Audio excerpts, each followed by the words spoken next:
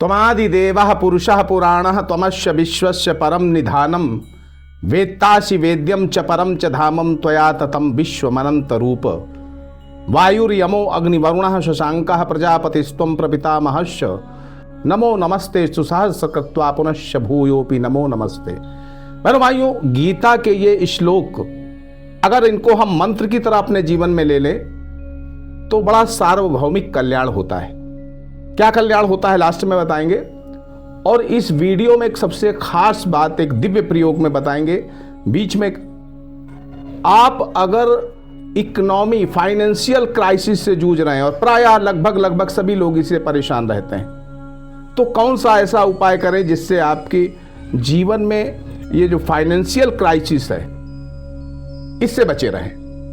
बहनों भाइयों, इस वीडियो में 17 नवंबर से लेकर के 23 नवंबर का जो साप्ताहिक राशिफल मेष वृष मिथुन राशि वालों के लिए, तो अगर आप मेष वृष मिथुन राशि के व्यक्ति हैं तो इस वीडियो में लास्ट तक बने रहिएगा और उस दिव्य प्रयोग को जरूर जानिएगा जो आपके जीवन को बदल सकता है। बहनों भाइयों, इस सप्ताह 3 बड़ी घटनाएं होने वाली हैं। पहला तो लक्ष्मी नारायण योग, गज केसरी योग और विष योग, इनका राशियों पर क्या प्रभाव पड़ने वाला है। तो मेरे भाइयों, आइए चलिए शुरू करते हैं वीडियो को। सबसे पहले बात करेंगे मेष राशि।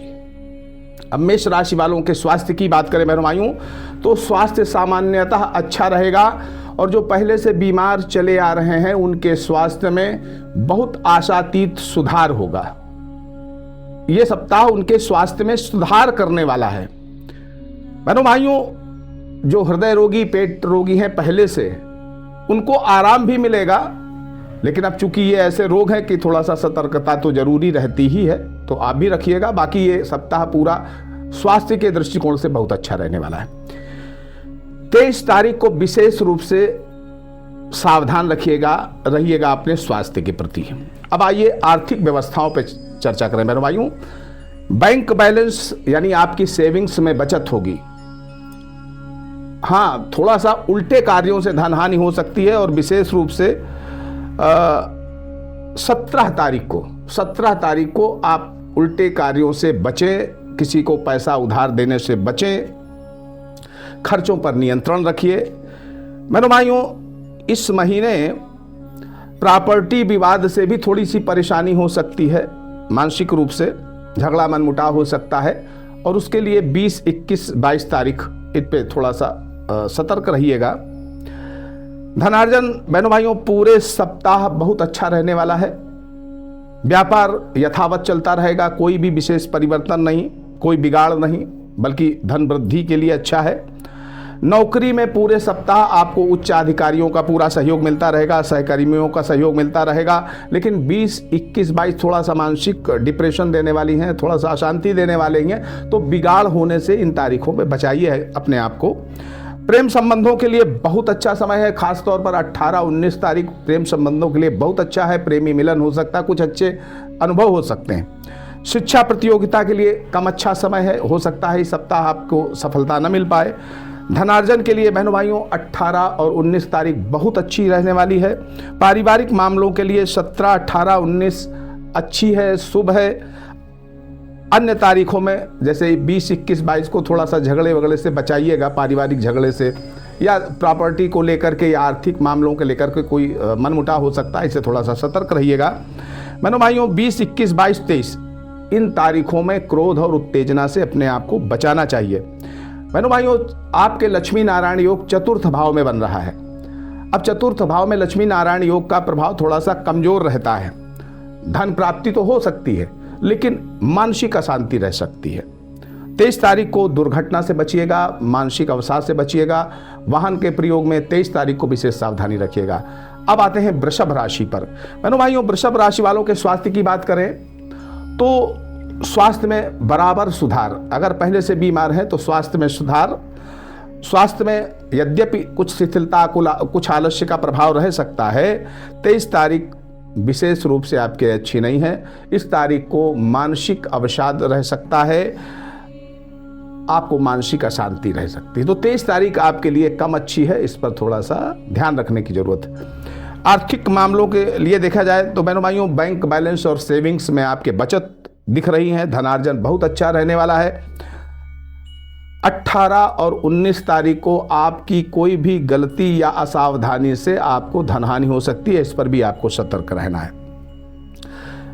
18-19 को किसी को भी उधार पैसे न दें, क्योंकि देंगे तो वो पैसा आपका डूबने के चांस रहेंगे और इसमें कुछ धनार्जन में कुछ प्रॉब्लम्स भी हो सकती हैं। आपको 20, 21, 22 ये तारीखें बहुत अच्छी हैं धन लाभ के लिए। धनार्जन अच्छा हो सकता है इन तारीखों में। और अगर धन से जुड़ी हुई कोई यात्रा करना पड़ रहा है तो आप बिल्कुल बेशक करिएगा, लाभ मिलेगा, उससे धन का लाभ मिलेगा। बहनों भाइयों, खर्चे जरूर बढ़े चढ़े रहेंगे। और व्यापार की बात करें तो निश्चित तौर पर व्यापार में वृद्धि के संकेत हैं। आपकी महत्वाकांक्षाएं, आपकी इच्छाएं पूरी होंगी। और 20, 21, 22 को व्यापार में विशेष लाभ देने वाले कुछ अनुबंध फिक्स हो सकते हैं। नौकरी की बात करें बहनों भाइयों तो पहले से चले आ रहे संघर्ष अभी जारी रहने वाले हैं। स्थितियां बहुत अनुकूल नहीं दिख रही हैं। खास तौर पर 23 तारीख को आपके अंदर बहुत बेचैनी हो सकती है। नौकरी में इस दरमियान कोई पत्र व्यवहार करते हैं तो सतर्कता से करिएगा। यद्यपि उस पत्र व्यवहार के जो सकारात्मक रिजल्ट हैं वो आपको मिलेंगे। और पत्र व्यवहार कोई करना है, कोई क्लेम्स के लिए, अपने किसी भी कार्य के लिए अपने उच्चाधिकारियों से पत्र व्यवहार करना है तो 20, 21, 22 को करिएगा। शिक्षा प्रतियोगिता के लिए श्रेष्ठ समय है, लाभ उठाइएगा। प्रेम संबंधों के लिए भी श्रेष्ठ समय है, लाभ उठाइएगा। दाम्पत्य जीवन और परिवार के मामलों को देखा जाए बहनों भाइयों तो 17, 20, 21, 22 बहुत अच्छी रहने वाली है। जीवन साथी, भाई बंधुओं का, कुटुंब संतान का श्रेष्ठ सुख मिलेगा। 23 तारीख को आपके माता का थोड़ा सा स्वास्थ्य प्रभावित हो सकता है, जिससे आपको थोड़ा सा मानसिक तनाव हो सकता है। 18, 19 और 23 तारीख की थोड़ा सा सतर्कता बरतने वाली है, बाकी पूरा सप्ताह ठीक रहने वाला है। बहनों भाइयों, अब आते हैं मिथुन राशि पर। स्वास्थ्य के मामले में बहुत अच्छा रहने वाला है और जो पहले से बीमार हैं उनके लिए तो बहुत ही अच्छा है, काफ़ी सुधार होने वाला है। बहनों भाइयों, हफ्ते का पहला दिन यानी 17 तारीख थोड़ा सा मानसिक अशांति और अवसाद दे सकती है। सप्ताह का पहला दिन मानसिक अशांति अवसाद दे सकता है। व्यर्थ और अनावश्यक खर्चे आप कर सकते हैं, जिसकी वजह से भी हो सकता है कि आपकी मानसिक तनाव आपको हो जाए।